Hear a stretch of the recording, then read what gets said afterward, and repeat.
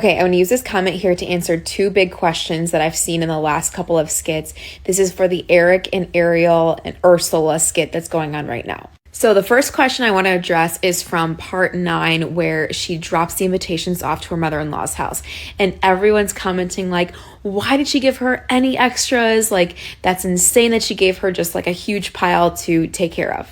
So yes, while I agree that with someone you don't trust at all, you shouldn't even be giving them that task, let alone bringing invitations by for them to address and mail. However, I didn't quite show the story correctly. I tried my best. So essentially what she said is she agreed to letting the mother-in-law, label the invitations that were left over. She had her friends over the night before, and then she was like, the next day was running late for work and just quickly dropped them off. So she just kind of grabbed what she had. I don't know if they were in a box together, in the bag, and she just didn't have time to like split them all out. Because, different companies send invitations different ways, right?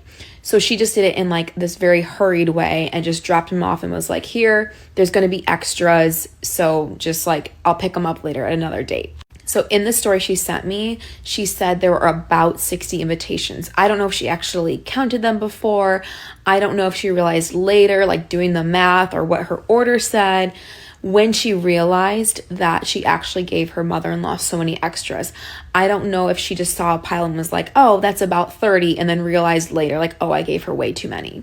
Okay, and the second question that I want to address that I actually see in a lot of my skits is, why is he making her confront his mom? And where is the groom in this story? Or what is he doing to help out the bride? And unfortunately, this is very common, all too common. And I think a lot of times in these stories, it's hard for me to kind of decipher where the groom is in all of this, because the story comes to me from the bride. So I'm getting her perspective. And since the drama and the tension so heightened between her and the mother-in-law or whoever else, he's kind of standing back.